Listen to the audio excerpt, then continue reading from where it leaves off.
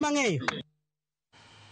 Bang' puonj kod jol kowuok kuom piny owacho, jolupo e kaunti ma Migori oserwako pith mar rech ka kata kamano giywago midhiero kamoting'o nengo mamalo mar chiemb rech kod nyithind rech.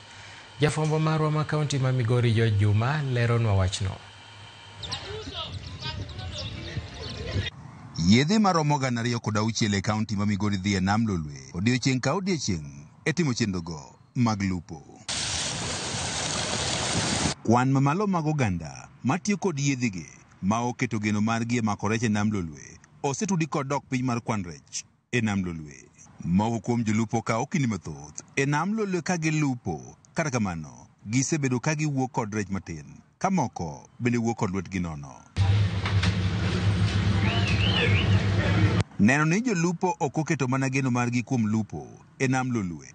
Nama bende lipot wacho ni kwan rech osebedo ka dok piny, osebedo achiel kuom ajenda maduong' mar piny owacho mar kaunti ma Migori. Jolupo mathoth oserwako pith mar rech ka gitiyo kod ounga mag rech bang' yudo jol ka owuok kuom piny owacho mar kaunti ma Migori, jol moting'o miyo gi ounga mag rech maromo 29, tiegruok kod mamoko. Nitie grup mochako biro koro rekod kaunti. Girube gi nokelo cages. Masori owuon nomi girube 2 cages. Kendo keji go timo maber kabisa.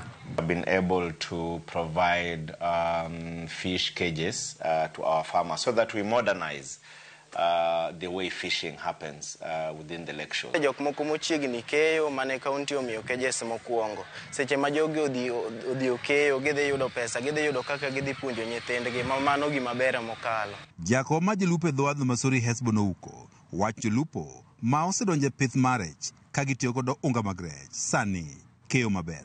Anigi cages mwaneno ka keyo girube ma keyo ka giyudo nyaka 500,000 e keyo achiel. Moko yudo nyaka milion e keyo achiel. Rech go beyo gadieri. Kech go osebedo madongo kabisa. Kech koro gidong' mag dweche 3 kende tikayogi. Jolupo kata kamano pod ywago nengo mamalo mag chiemb rech magiwacho ni osethiro pith mar rech. Cages 7 go ket gi Sori ka. Ne gikelo chiemo kendo chiemo nitie ot kama ne imiyogi. Sama wuoyo kodi go, chiemo go norumo. Koro gisingo ni gibiro medo gi chiemo go mondo gidhi nyime. Mondo ging'iew to chiemb rech nengo ni malo, rech go nomigi rech mang'eny kabisa. Ma koro samoro ka kodhi kamano kok chiemo go biro mapiyo to nyalo chandogi. Nikech kwan manok mag jolupo emoseyudo unga mag rech kod kony mamoko ka kuom piny owacho. Moko kuom jolupo e dho wath Maseno pok oyudo jol dwaro mondo koro piny owacho ma kaunti ma Migori omigi ounga mag rech. Bedo ni tineno kelnwa cages mano osekonyo ahinya asa jok mano obahatika mar yude.